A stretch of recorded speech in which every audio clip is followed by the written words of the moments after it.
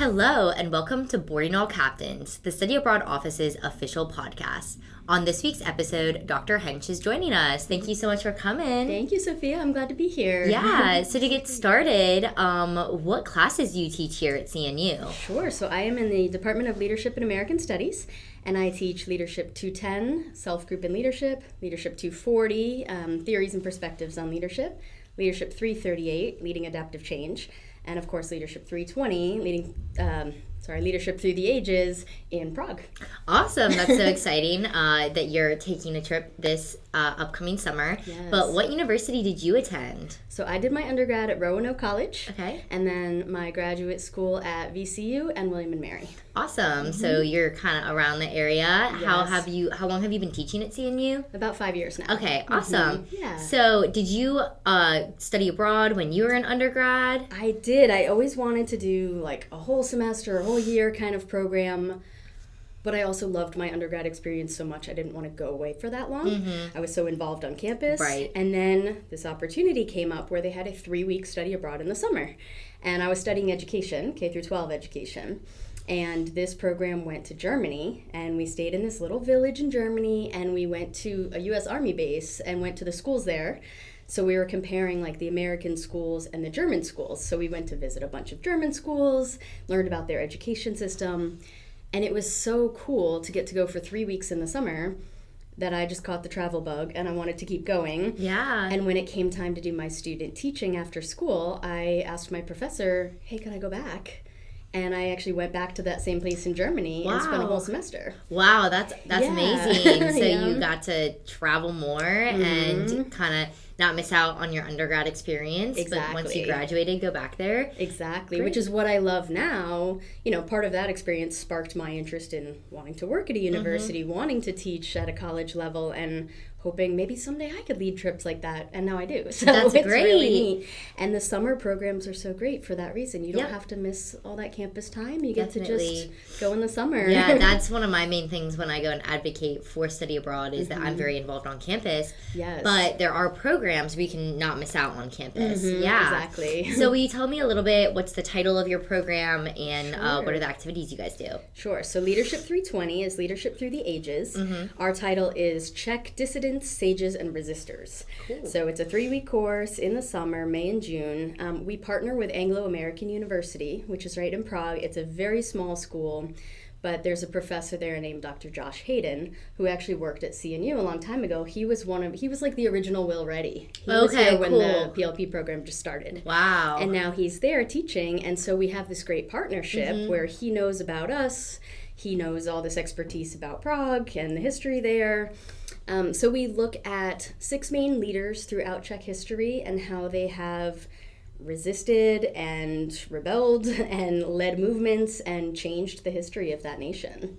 Wow. So it's really fascinating. Very fascinating. And what kind of activities do you guys, do you have class every day or is it excursion based? Yeah. Both. Yeah. So it's a real mix. I would say, if you had to say a typical day, you'd get up in the morning, we stay in this sort of apartment building, get up in the morning, walk to the tram stop, pick up your coffee and breakfast somewhere along the way, go to the university, and then we go in the classroom for maybe 2 or 3 hours. And it's very discussion-based, based on the readings, and then we talk through context and whatever we're working on. And then we'll go have lunch in our little cafe, and then we'll probably spend the afternoon wandering around somewhere. We might go to a museum that follows up on our lesson, or a site where a specific historic event happened. We might go to like a cathedral or, somewhere that's really relevant to what we're talking about. And then other days, we don't go to the classroom at all. We just get up, hop on a train, go to some other town, spend the whole day learning in context, in the situation, going to all sorts of different sites. So no 2 days are exactly the same, which is so cool. Yeah. My experience was very similar to that. We had a little bit less class time. It was more just 1 day a week, and it was all very experimental learning, but a lot of our work was done on the front end where we had 12 quizzes that we had to take before we went abroad. But my program was in June or something like that. Yeah. So. And ours is a little bit similar. We have some pre-reading to do just to get more familiar with the history and the context and sort of what is this place, Right. And then you don't have to do that when you're abroad. About Prague and Czech Republic, you know. But then we do have readings while we're there. So it's kind of like do the reading, come to class, talk about it. They have a little course packet, but there's no quizzes or tests or homework. Right. I don't even ask them to bring laptops. You don't need it.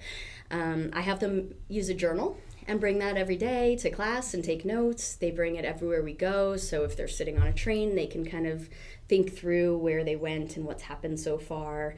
They'll bring it to take notes if we're at a museum, and we'll say, what do you pick up here? You know, instead of us telling you, go explore, find some information, bring it back to share. I love that. And even reflecting on just their experience, you know. So it's really helpful. And then when they come back after the program ends, probably like yours, they do a paper to sort of tie it all together. Definitely. Yeah, it's a really nice way to combine that experimental learning and still be getting the content you need out of the classes to learn. Yeah. Exactly. And not like, just study this and take a test, but just fully be immersed in all of it. Yeah. Enjoy the experience, learn by doing and seeing, and then kind of think through how to put it all together when you get back. Yeah, I loved that class, the Leadership Through the Ages, but that's such a different take and cool because you're learning about people that were actually within Prague, and I love that. And I know a lot of students say, like, oh, I'm not really a history person, and you know, when I was in high school, I didn't love my history classes. It felt like you were just memorizing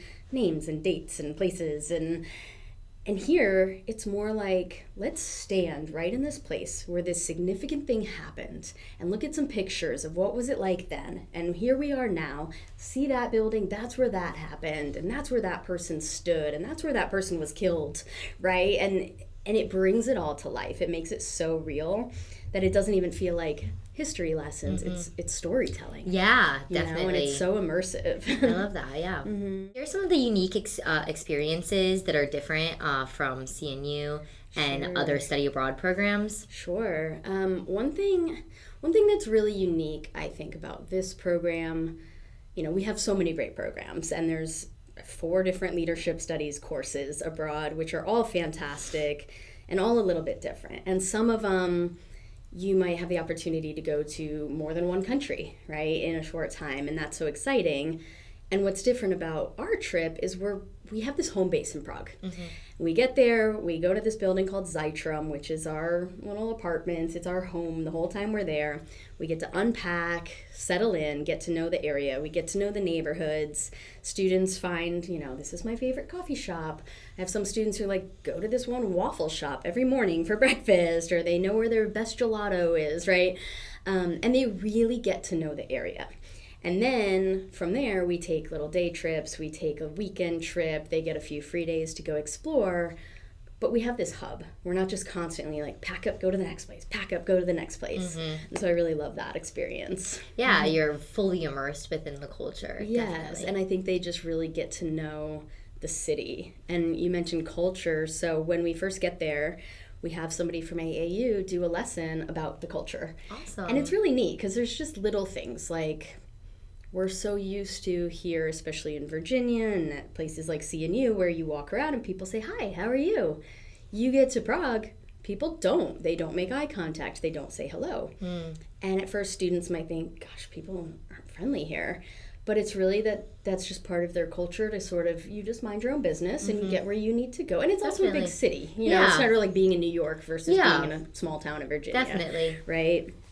So we do the cultural lesson, and then we have what we call our team challenge, which is sort of like Amazing Race style scavenger hunt, where we put them in teams and we give them a map of the city, and we have a list of certain places they have to go find in a certain amount of time. And they have to navigate transportation. They have to figure out how to get everywhere. They have to go find these sites, take pictures, send us little videos of them doing things.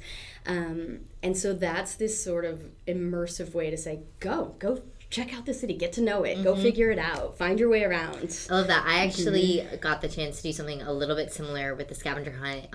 And navigating the city was like our second day, navigating the city and like finding all these spots and taking pictures, and then also being split up into random groups. It really helps like students who, you know, might have come with a couple friends, but there are also students who just totally are taking the trip on their own. But it helps the students really get to know each other and bond, and also like experience the city together. Exactly. And that's a great point about just that community sense. I'm like, here I have 18 students, or this year I'll have 14 students who, some of them might know each other, some might not know anybody. Right. But we put them, they have roommates, so it might be somebody new they're rooming with.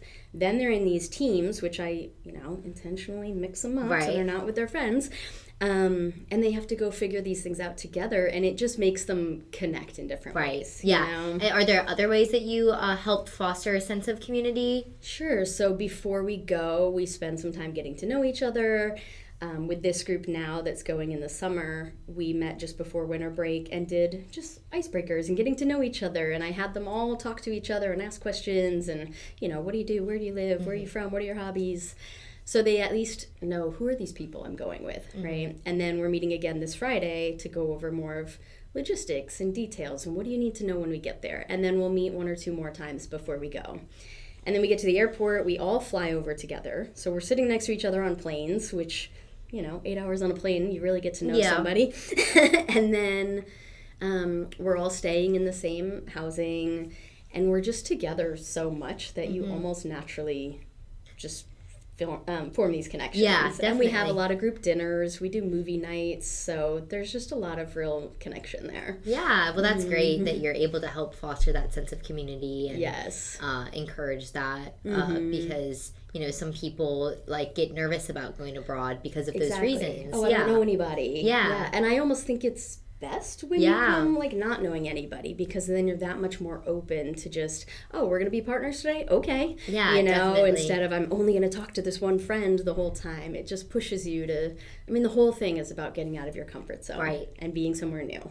So can you highlight some of the key cultural aspects of Prague and historical aspects that students will get to explore while they're there? Sure. We see a lot. 3 weeks is pretty jam-packed. They see so many sites. But there are, town squares where major events happened, right? We'll stand in the middle of Wenceslas Square, which is this big bustling city, almost like Times Square, right? And then talk about how the Nazi tanks came rolling through here. And then later the Soviet tanks came rolling through here. And you're like, wow, that happened right here, right?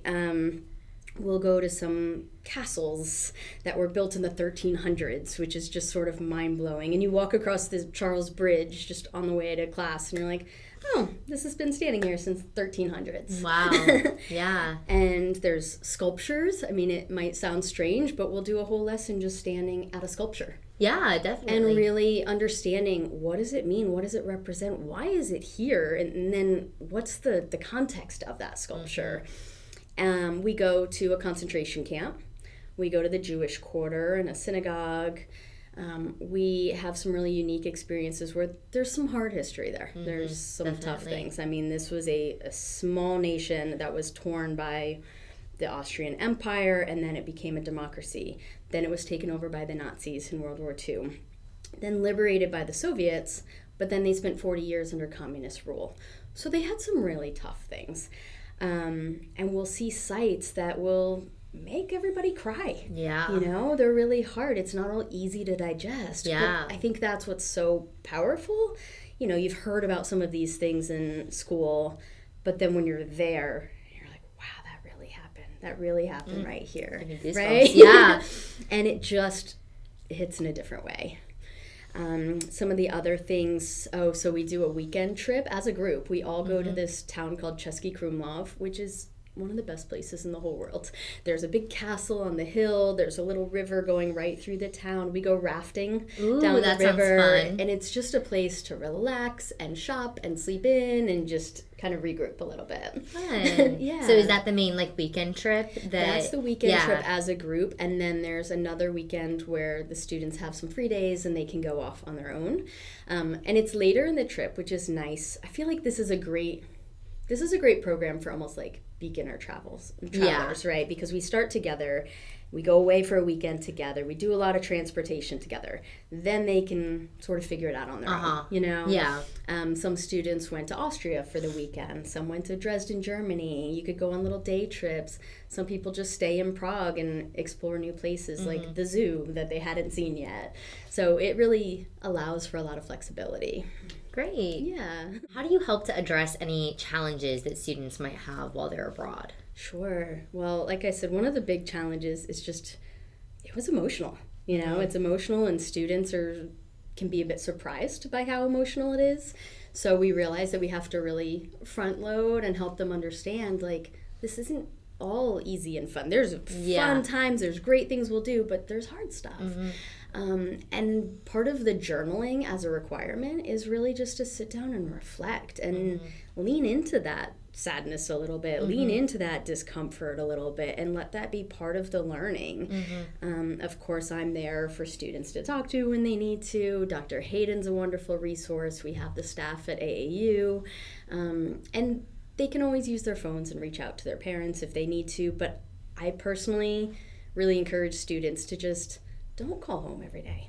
Don't text your friends at home every day. You know, just be here and let yourself just be immersed in this. And if you're struggling with something, sit down and work it out in your journal, you know, and like reflect a little bit. Yeah, and those are life skills. Like, they are. To be cognizant. A lot of people struggle with emotional intelligence when they're younger. Yes. And the act of journaling and like reflecting on people's thoughts, that's definitely a skill that you're helping a lot of those students develop. Yeah, and some students at first are like, oh, journaling, I'm not used to that. I don't know how to do that. I'm used to just posting on Instagram instead.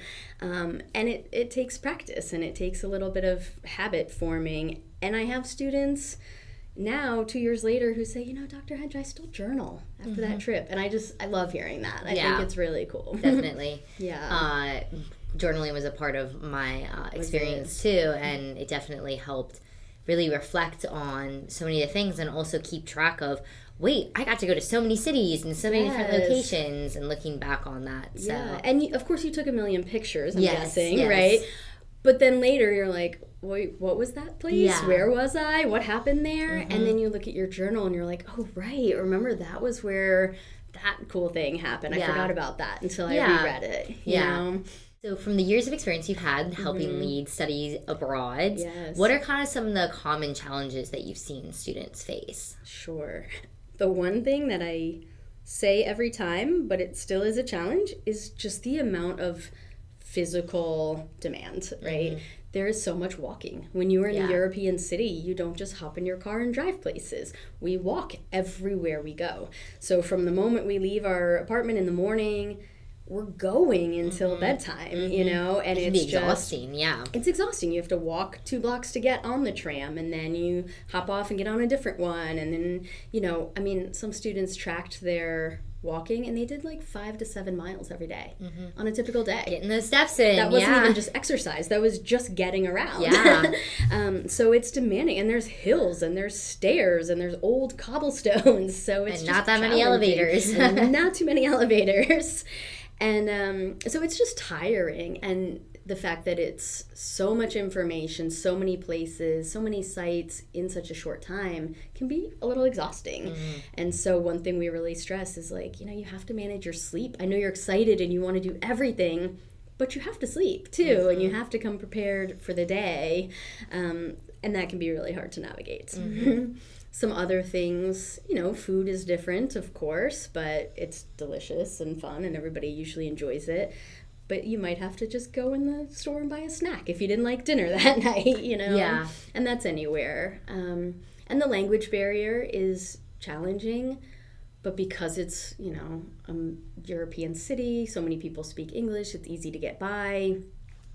But students can feel that little bit of, you know, you're the outsider here. You're not, everyone around you is not speaking your language. Sometimes you just have to sit on a train and everyone around you is speaking another language and you don't know what's going on.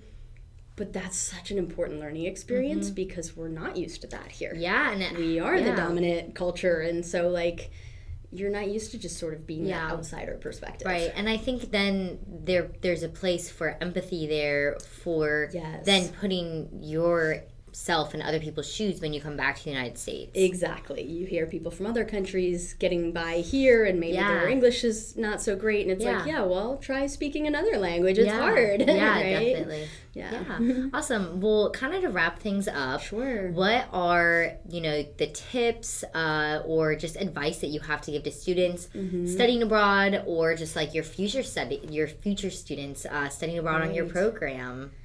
I think for everyone, like, if you have even any interest at all and you're on the fence, do it. Do a study abroad, and I think a 3-week study abroad is really a great taste of it.